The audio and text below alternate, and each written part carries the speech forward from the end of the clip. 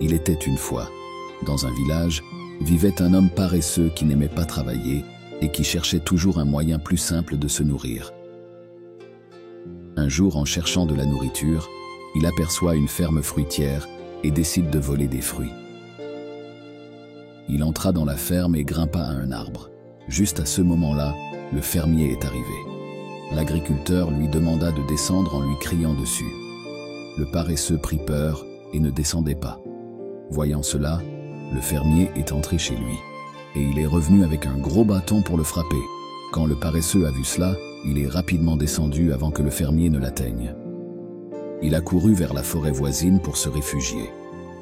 Au bout d'un moment, il se leva et en traversant la forêt, il a vu un renard estropié qui avait seulement 2 pattes et qui rampait.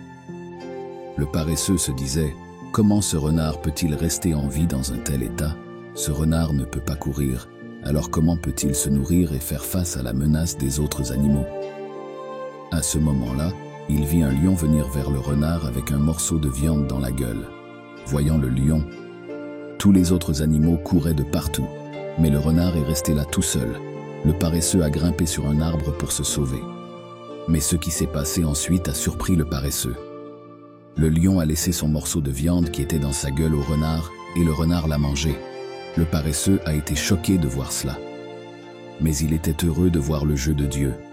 Il pensa alors « Dieu, qui est le créateur de tout, Dieu a toujours un plan pour prendre soin de tous les êtres vivants. » En pensant à ça, il se disait que si Dieu avait un tel plan pour le renard, alors Dieu doit aussi avoir un plan pour lui. Il s'avança donc et trouva un arbre au bord de la route. Il s'est assis sous l'arbre en attendant que quelqu'un vienne pour le nourrir aussi. Il continuait de regarder la route, attendant sa nourriture. Il a attendu 2 jours, mais personne n'est venu avec de la nourriture. Enfin, quand il ne pouvait plus supporter sa faim, il est parti à la recherche de la nourriture. Sur son chemin, il a rencontré un vieux moine. Il lui raconta tout ce qu'il avait vu.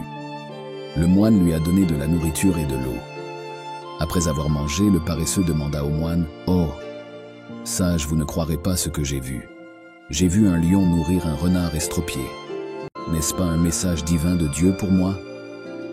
Dieu a montré sa miséricorde envers un infirme renard, mais moi personne n'est venu à mon secours. Pourquoi Dieu a-t-il été si cruel envers moi ?»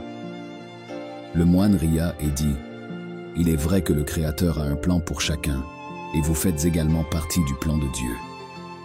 Mais mon ami, tu as mal pris son signe. Il ne voulait pas que tu sois comme le renard, mais il voulait que tu sois comme le lion. Si nous regardons de près dans nos vies, nous découvrirons que la vie est remplie de leçons, et chaque instant a une signification plus profonde. Le paresseux a vu le renard obtenir de l'aide et a pensé qu'il pouvait juste s'asseoir et attendre pour que de bonnes choses lui arrivent aussi. Mais attendre sans agir peut conduire au manque d'opportunités. Tandis que Dieu prend soin de tout, il donne également à chacun de nous les capacités et la chance de prendre soin de nous-mêmes, tout comme le lion qui a pris l'initiative. Nous aussi avons la force et la capacité de changer nos situations. Il est important de ne pas mal conclure les signes et attendre passivement, mais être proactif, faire des efforts et être le changement que nous souhaitons voir. Dieu ne veut pas que nous restions assis et attendre. Il veut que nous agissions pour être courageux et affronter les défis de front. Alors que nous parcourons notre vie, n'attendons pas que les choses changent. Soyons le changement, l'éclairage de notre chemin, notre détermination contre les mauvaises herbes et notre espoir. Par conséquent, efforcez-vous toujours d'être le lion qui prend les commandes, plutôt que d'attendre les choses venir à votre rencontre. Merci d'avoir regardé et restez bénis.